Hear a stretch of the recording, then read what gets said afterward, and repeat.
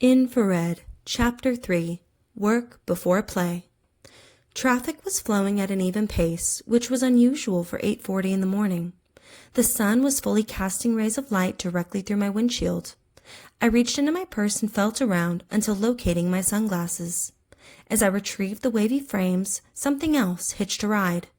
I looked away from the road for a second to see my pink badge holder, whose retractable line had somehow become entangled within the hinge of one of the frame's temples. When I found it inside my junk drawer last week, I almost threw it away. After all, why had I held on to it after all these years, especially given the reason I had initially owned it? However, in the spirit of not wanting to waste a sturdy, retractable clasp, I vowed to find a use for it. Knowing how often I misplaced my keyring, it seemed like a fitting container, one of which I hadn't had time to assemble yet. As the light turned red, which halted my pace, I worked quickly to untangle the twisted mess. Once the two items were separated, I threw the clipped holder onto my passenger seat and shoved the glasses onto my face. I saw the little fuchsia bear, mounted to the clasp, twinkle in the sun, and it brought back memories of first arriving in New Hope. When Savannah and I first got here, we brought very little with us. This was one of the only trinkets from my past that I decided was innocent enough, at the time, to bring into my new life. I previously used it when I worked my rounds as a physical therapist at a prestigious general hospital out in California. When I left, I had fully intended to continue my same career, but in a new city and state. But I found that reality was far harsher than I could have imagined. When I landed a similar job at a local hospital, I experienced extreme bouts of emotional distress. I would end up in a ball on the bathroom floor crying hysterically, which was a rather alarming find for both coworkers and patients. It became so painful to be at that hospital, or any for that matter, that I eventually turned in my badges, but I kept the holder as a memento. Although I had made the decision to change career fields, I realized that I had no idea what I wanted to do next. Physical therapy and hospitals were all I knew, so I didn't have the faintest idea of where to begin searching. I knew that if I was going to choose a new career path, I wanted to find something I was passionate about. The only thing besides medicine that I found a true interest in was architecture, but such a profession would require years of additional schooling. Since I had a 9-year-old daughter that needed raising, I knew that a steady job needed to be priority over going back to school. Thankfully, my sisters had moved out here years before we arrived, so they were able to help us adjust to life in the Midwest. As soon as Tarabella got to town, she found a position working for the county sheriff's department. Since she got in so quickly, she advised that I look on their website for a job. It felt like a sign from God when I found a position that assisted with building houses for victims of domestic violence. Once I found out that one of the requirements for the position was to obtain education in the architecture field, but that it wasn't necessary for starting out, relief washed over me. I told my sisters of the opportunity, and Tabitha instantly volunteered her after-school childcare services. We all got our schedules aligned, and it didn't take long for us to adjust to a new normal. After a couple of years of therapy, hard work, and night school, I got hired permanently by the county. Recently, I was promoted to the position of blueprint drafter for Hennepin County's special victims housing projects. My job specifically pertained to overseeing the design and ensuring that everything for the blueprints was accurate, which turned out to be a nightmare given that the current project house was riddled with issues. As I arrived at the project site, I could see the lot bustling with workers. I drove past the house to the empty dirt lot next door, which had been temporarily converted into a parking area for workers. I found an opening towards the rear of the lot and ventured in its direction.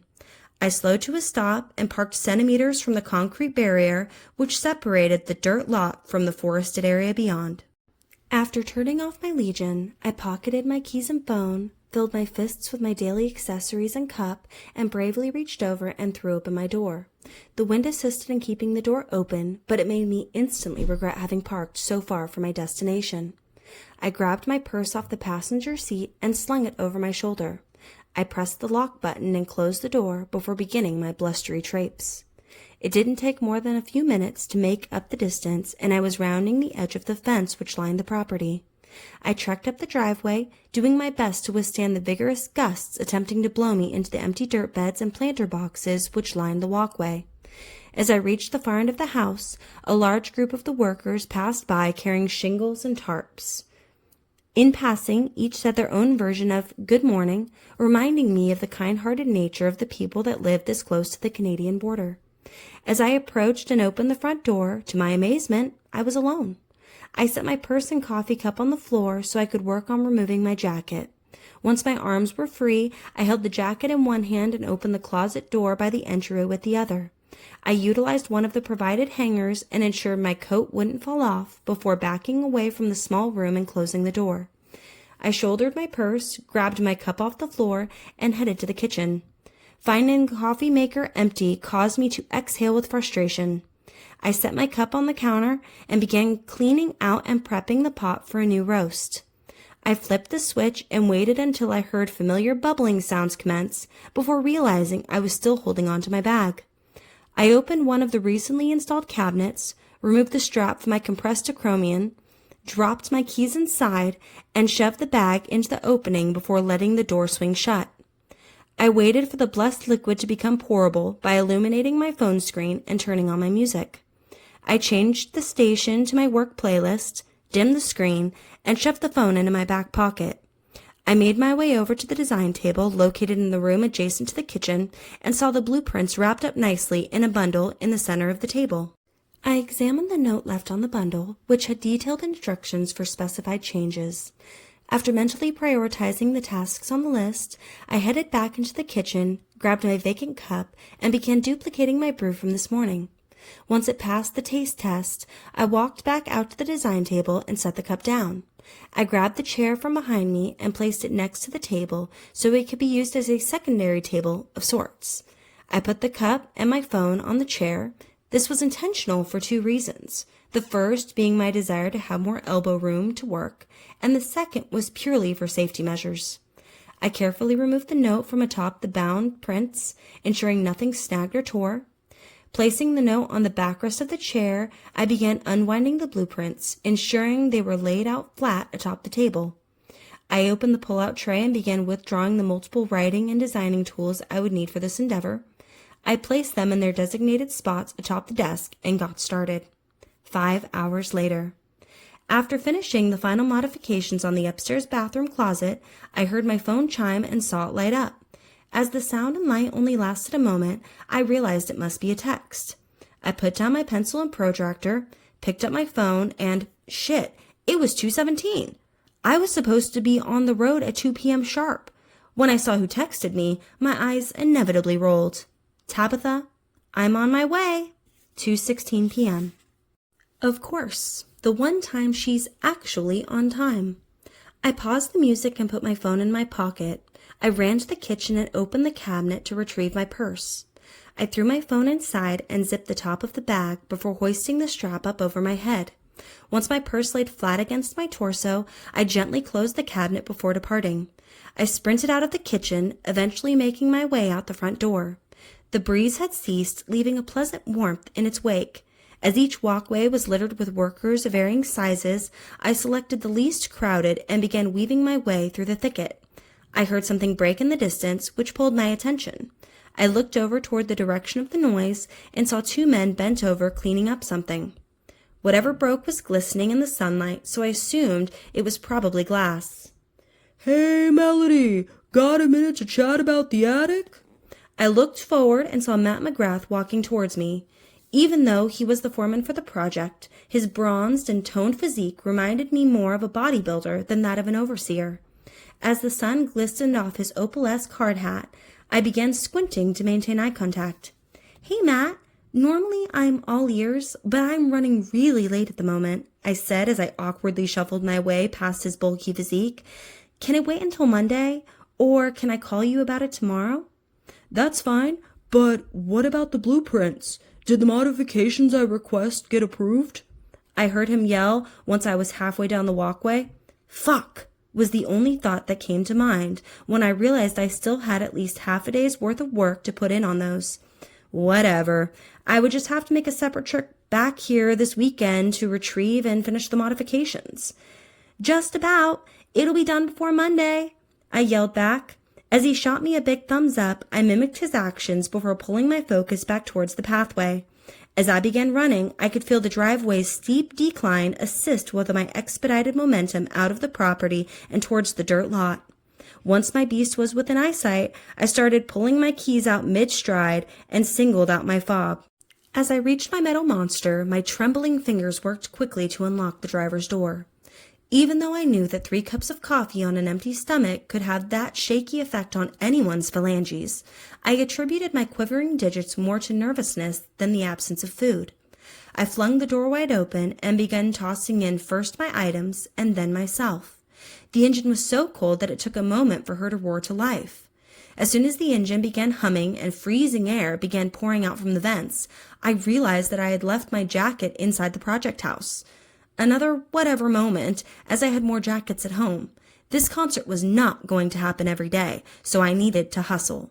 I rubbed away the rising goosebumps before putting the vehicle in reverse and flooring it. Once I was clear of the barricade, I threw my beast into drive and made a large semicircle back out the way I entered the lot. As traffic was easygoing and light on my route home, I was able to divide my attention between the roads and my varying playlist. It was a notably pleasant trip, considering my urgency to get home and begin getting ready. I sped through the relatively vacant roads and made the final turn onto my street. I continued at a speeding pace until my beautiful beige house came into view. The espresso trim allowed for the colors to really pop in the autumn daylight. I saw Tabitha's 2022 Lazarus Reaper parked parallel to the sidewalk in front of my house. It was a pleasant change to see her neon green muscle car parked in front of the grass instead of my garage. I drove past her car and pulled into the driveway, parking mere inches from the caution tape door. I turned off the Legion before grabbing and tossing my belongings into my purse, which I then shouldered. As I opened and exited the vehicle, I made sure to lock it before closing the driver's door. Once secure, I turned to head for the front door. The walkway looked like it had a new layer of leaves to contend with. Ah, the joys of autumn. I climbed the 3 stairs to get up to the front door, ensuring I kicked my shoes against the final step upon my ascension, which would knock any loose debris free. I figured there was no point in using my keys, since Tabitha would have certainly left the door unlocked. I reached for the doorknob, and it turned without hesitation. I opened the front door and was surprised that Coda was nowhere to be seen. Without fear of her barreling out the door into the street, I entered with ease and peace of mind. Once inside, I gently shut the door and placed my purse on the entryway table. I grabbed my phone out and put it in my pocket before attempting to locate my family. I walked out of the entryway and peered into the living room, but it was empty. I started walking up the stairs when I heard a couple giggles escape the kitchen. I paused and retracted my steps until I was standing on the main level again. I walked toward the kitchen until I was able to visualize the scene unfolding within. I saw Tabitha sitting on the kitchen island, looking beautifully blonde and slender as ever. She was busy splitting her attention between the glass in her hand and whatever video was playing on Savannah's phone. I peered beyond Tabitha and saw 3 variously sized alcohol bottles inches from her rear. Since I don't drink or keep alcohol in the house, I figured Tabitha must have brought them with her. She was sitting next to Savannah, who was standing with her back against the island. They let out a couple more giggles before I got into the kitchen. "Why is watching people do stupid shit so damn funny?" Tabitha asked as I walked into the room. She took a drink after asking and suddenly looked over towards me. Savannah was still looking at the screen, giving no inclination that she'd noticed my sudden appearance. As I flipped Tabitha my middle finger, Savannah finally looked up from her phone. Although I tried to immediately merge all other fingers with my solo piece, followed by giving a waving greeting, I knew she wasn't fooled. She rolled her eyes and looked back down at her device, acknowledging my suspicion creeping within. "What? I was simply trying to educate your Aunt Tabby on the proper aunt-niece conversational protocol. Actions always speak louder than words," I said as I stuck my tongue out at Tabitha. I couldn't believe that Savannah had caught me, but she was fast as a whip. I shouldn't be surprised that her peripherals were just as on point as the rest of her reflexes. As Tabitha threw a lime wedge at me, I used my ninja-like reflexes to swat the flying fruit away. "You are brave, little sister. You caught me off guard. Feel like trying your luck a second time?" I raised my right hand, ensuring the back of my fingers, which were straight and firmly pressed together, were eye level with Tabitha's face. I began closing my fingers against my palm, beckoning Tabitha to come get her ass handed to her, in a sisterly way. "Let's go, bro!" As she tried to leap off the counter, she lost her balance and tumbled into the stove. Even though she looked like a human boomerang against the stovetop, somehow she maintained a perfect grip on her cup.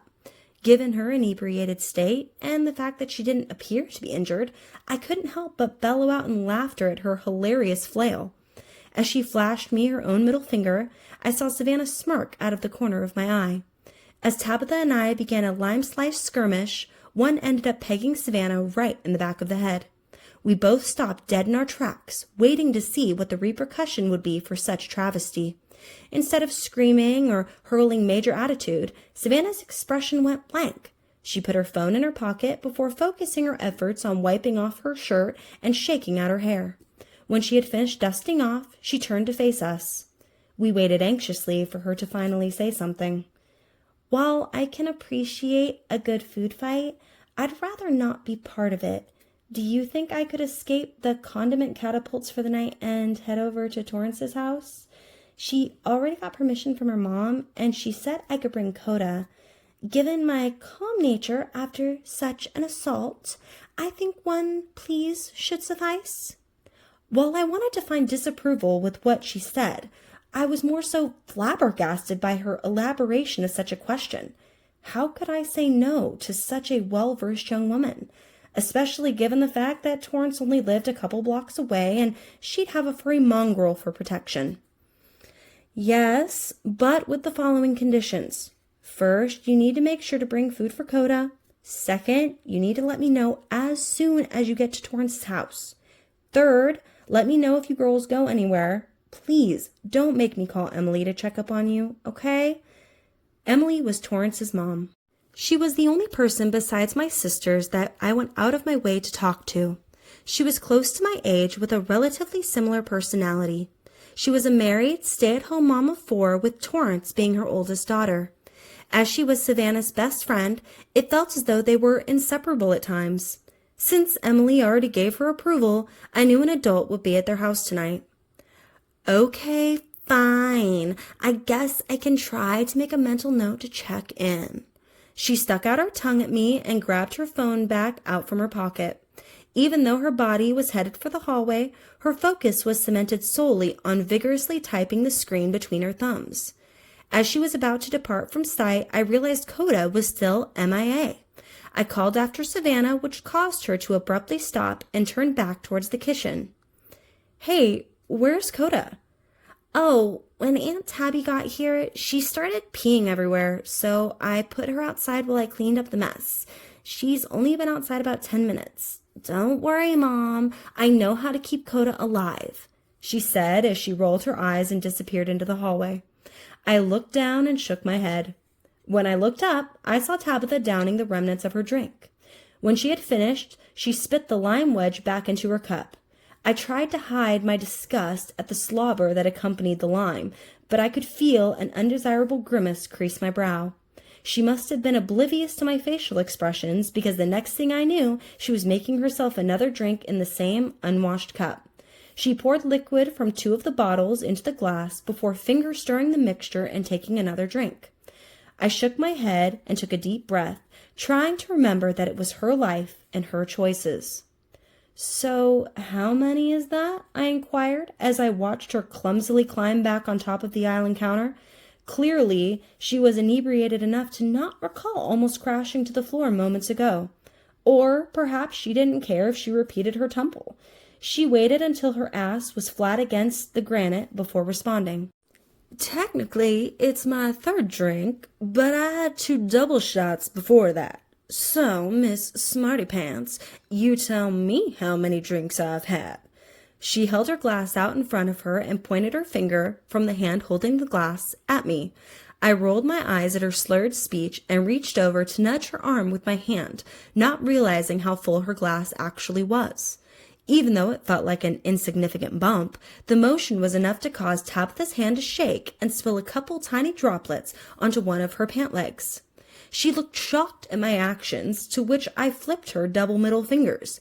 "You bitch! Now my pants will smell like stale booze," she said with the same attitude a teenager gives when perturbed by something.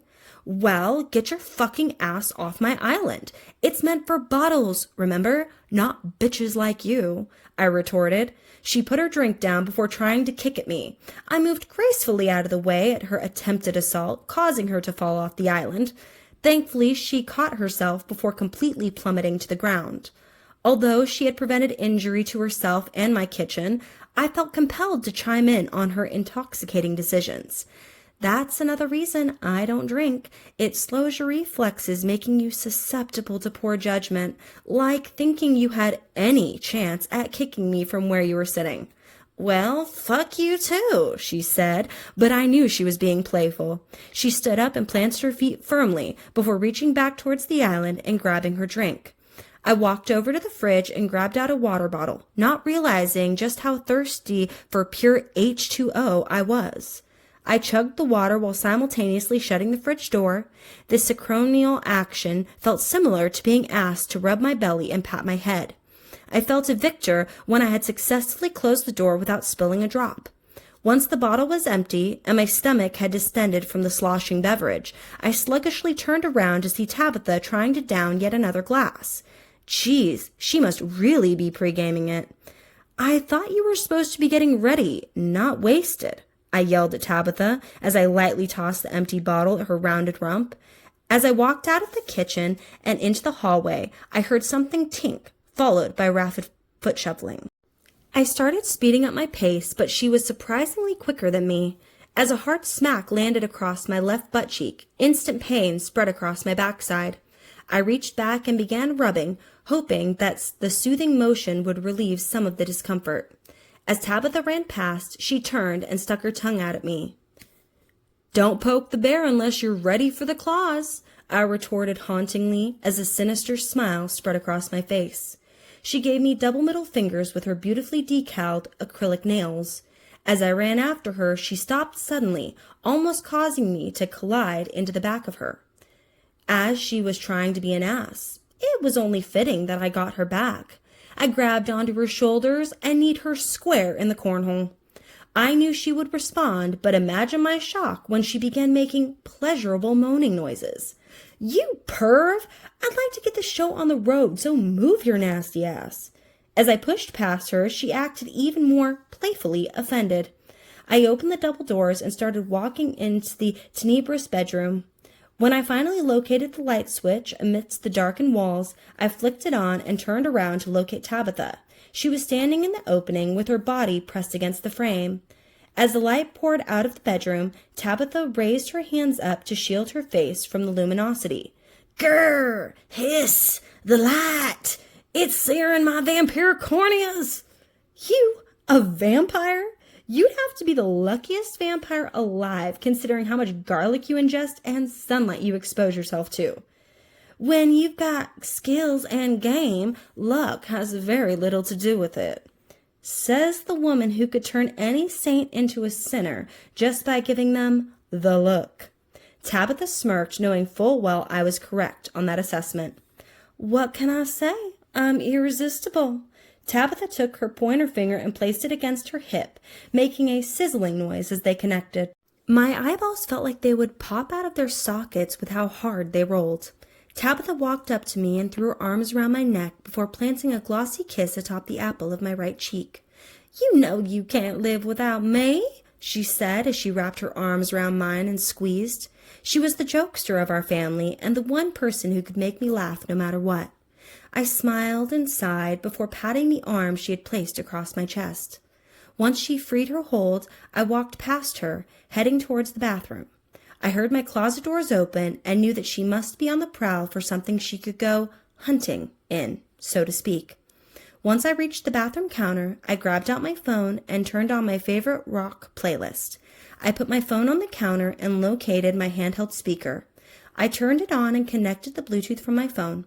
I moved the speaker into my bedroom and decided that the best place for it would probably be the farthest nightstand from the closet. That way we could still talk and hear the music from all angles of the room. As I set down the speaker, I turned around to see her pulling multiple items out of the closet and putting them on my bed.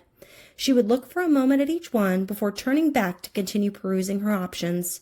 She was so distracted by her search that I was able to retrieve my concert clothes and secure my secret bedside nook without her noticing. As soon as a hanger flew across the room, I knew that was my cue to go. "I'm about to shower. No peeping on me, Tom," I said as I disappeared into the bathroom.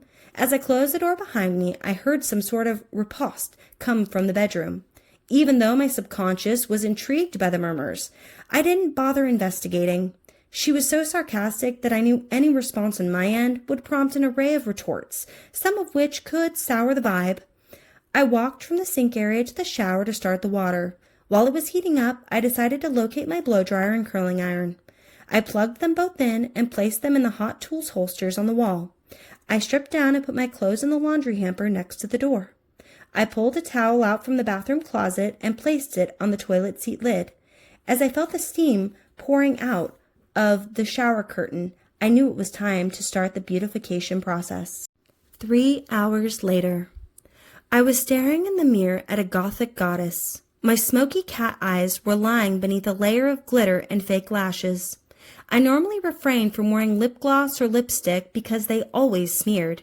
Even that 24-hour stuff still ended up on the glassware, which, coincidentally, was nearly impossible to remove. So I opted for my secret weapon, my kiss-proof, food-proof, liquid-proof lip stain. It was kind of like henna in durability, but for your lips. When first applied, the paste resembles black tar. After application and removal, the stain left behind a natural-looking bloody hue. The dark tones contrasted with my pale, creamy complexion in a hauntingly beautiful way. As I finished making the final adjustments to my chocolate locks, the cascading curls dancing lightly across my biceps tickled ever so slightly. I used my hands like shovels to scoop the entangled tresses behind my shoulders, instantly relieving the uncomfortable sensation. I looked further down to ensure no stray hairs or makeup had latched onto my black and charcoal ensemble. From the heart-shaped neckline to the lace hem, everything was perfect. Nothing but fabric as far as my body was concerned. As my fingers ran along the edges of the lace, I realized that my nails were still barren. With everything else so pristine, I knew I couldn't leave them unpainted. I shuffled through my bathroom drawer until I came across a bottle of sparkly red nail lacquer. How perfectly fitting, considering my chosen lip shade. Once each finger had been colored and dried, I gave them a once-over and deemed them suitable for the evening. I put lotion on both hands, arms, and neck to ensure I smelled fresh and pleasant. I opened my bathroom jewelry box and withdrew my crucifix necklace. I may not go to church every Sunday, but I am more so religious, and holy protection worked better than steel-toed boots in a mosh pit. I grabbed my phone off the counter, pressed the pause button on the music, and pocketed my phone. I turned off the bathroom light and stepped out into my bedroom, instantly regretting my decision to do so. Every inch of my room was covered in copious amounts of piled-up garments. It was as though someone had set off a bomb, whose ricochet was that of woven fibers rather than explosives. I pinched the bridge of my nose between my thumb and pointer finger while placing my other hand on my hip. Dang nabbit, Tabitha! As I knew this was a habit of hers, I vowed not to get upset. And since she helped get the tickets for tonight's show, I considered it my fee. I decided to ignore the clothing disaster and focus on figuring out how late we were running. As I walked over to turn off the Bluetooth speaker, the time read 6:16 p.m. We'd better hurry if we want to get even remotely close to the stage. As I looked over towards Tabitha, imagine my lack of surprise at her downing yet another drink. I realized her urgency was nowhere near the level of mine, which made sense given the number of concerts she goes to each year. As this was my first concert in over half a decade, I was pumped and ready to be there. As Tabitha was taking her sweet time getting up off my bed, I felt compelled to expedite the process. I walked over and opened the bedroom door before turning off the light and exiting into the hallway. "How rude!" A bang and a crash accompanied her vocalization, to which I ignored as easily as I had the fulmination of garments. I half expected Coda to meet me at the door until I realized Savannah had left, with her in tow, about an hour ago. I passed through the hallway and rounded the corner towards the entryway closet. I opened the door and pulled out a plastic bin full of assorted purses and bags, and I began digging through the mound to see what I could use for tonight's event. I didn't want something bulky, as I needed to ensure I had enough room for any potential merchandise. I shuffled the bags around until I could feel plastic and stickers. I grabbed the item and pulled it to the surface. It was my clear miniature backpack, which I decaled with all my stickers from previous events. As the bag hadn't been used in years, I had to wipe a layer of dusted debris off the flimsy shell. I shoved the bin back into the closet and kicked the door shut. I carried the bag over to my purse and began transferring my phone, credit cards, concert tickets, keys, perfume, sanitizing wipes, and mints into it. Once the bag was zipped, I began lifting the straps over my shoulders. I moved my hair out of the way, ensuring nothing pulled or kinked my carefully curled strands. When the backpack was situated, I walked over to the shoe rack and located my knee-high black boots.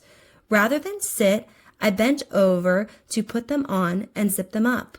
Once upright again, I fixed my pants and top to ensure they were still immaculate. When I was ready, I realized Tabitha was nowhere to be seen. I had a feeling she was probably hiding in the kitchen or potentially backyard to have a smoke before we departed. She knew I would never let her smoke in my Legionnaire house. I walked through the dining room and into the kitchen. I saw no evidence of human life, but a faint smell of cigarette smoke lingered in the air. I looked toward the back door and saw that it had been left ajar. "Tabitha, you aggravating creature, you!" I walked over and pulled the door open so I could peer out into the yard. I saw Tabitha sitting on the steps, holding a lit cigarette in one hand and her phone in the other. I grabbed my phone and checked the time, 6:25 p.m. We had about an hour and a half to get there, get in line, and get inside before the concert started, and I lived over 30 minutes away from the venue. This was going to be a close call. "Thanks for leaving the door cracked, jerk. Now my kitchen smells like your cancer stick," I said, clearly trying to emphasize the unavoidable consequences of her choice. She lifted her hand that was holding the cigarette and somehow managed to flip me off. How she did it without burning herself was truly a mystery. She lowered her hand so that she could take a drag and blow it out into the chilled air. I was so pumped from getting ready that I didn't even realize the drop in temperature. I could see my breath when I talked, but it didn't seem to faze me. It was probably due to all my hair and layers keeping in the heat. "Well, as much fun as it is to watch you blow smoke rings into the night sky, we have to get going if we want to get in the venue before every other attendee. Like now. Not in 5 minutes when you feel like it." I reached down and grabbed the cigarette out of her grasp. She didn't fight me, but instead froze when I took it. As I stomped it out, she looked back at me with the same offended look she had given me earlier. "What the fuck ever?" Tabitha huffed before rising to her feet. As I retrieved the squished butt off my step, Tabitha strode past me into the house. As I entered the house, she met me at the door with the trash can in hand. I tossed it in effortlessly before shutting the back door and walking over to the sink. Tabitha returned the garbage can to its home, but thankfully left the cabinet door open for me to toss in my used paper towel. Once my hands were clean and dry, with all garbage being properly disposed of, it was time to get going. I started turning off the lights as I quickly walked through the rooms towards the front door. When I saw Tabitha's 6-inch stilettos mere inches away, I ran ahead of her to swoop down and pick them up. I gingerly tossed the shoes like footballs at Tabitha, which she nearly fumbled but ultimately caught. I threw open the front door and waited impatiently for Tabitha to finish sliding the straps of her heels on. When she finally meandered out, I slammed the door and locked it. Even in a rush, there's always time to ensure the house is locked up. I ran down the walkway towards the driveway. I had the passenger door unlocked and open before Tabitha even got within eyesight. A definite advantage of wearing sturdy footwear over heels is the feasibility of agility. As I got in and started her up, I waited for what felt like eons for Tabitha to finally slide into the seat next to me. As she closed the door, the vehicle instantly reeked of booze. For someone who doesn't indulge, the smell produced by a boozing drunkard can be overwhelming. As I began to feel lightheaded from the stench, I reached over and began rolling down the windows. "No, it's cold outside and I don't want to freeze to death," Tabitha whined. "Then don't smell like a bottle of Jack Daniels," Here. I unzipped and reached into my bag to retrieve my container of mints. Please take one. You're so dramatic. I don't even smell that bad, she responded while still reaching out to take one. She put it in her mouth and crossed her arms before sinking down into her seat and pouting. I put my mints back in my bag and pulled out my phone. I connected my phone to the car and pressed play. I skipped a few dull tunes and cranked up the volume when a good song came on. As my vehicle's GPS would suffice for getting us to our destination, I put my phone back in my bag and zipped it shut. As I refused to let her adolescent attitude diminish the jovial mood, I began nudging Tabitha repeatedly until she looked at me. What? No sad asses in my ride. I am not taking you to the concert of the century with you pouting in my passenger seat, so either you get with the program or get out. I did my best to mimic her childish posture, ensuring I scowled enough to provoke a comical reaction. Even though she did her best to remain cantankerous, I could tell her hardened exterior was beginning to soften. Okay, fine. You win. Happy? She said, still sounding childish. I got close to her face and stared at her with enlarged bug eyes until I finally saw her smile. She stuck her tongue out at me, which almost touched my nose. I made an overly grossed out face at her, followed by zombie noises. When she busted up laughing, I felt confident that we could proceed. I put the address of the venue into the navigation system and threw the vehicle in reverse. As soon as the screen populated with directions, I backed out of the driveway and sped off towards our long-awaited destination.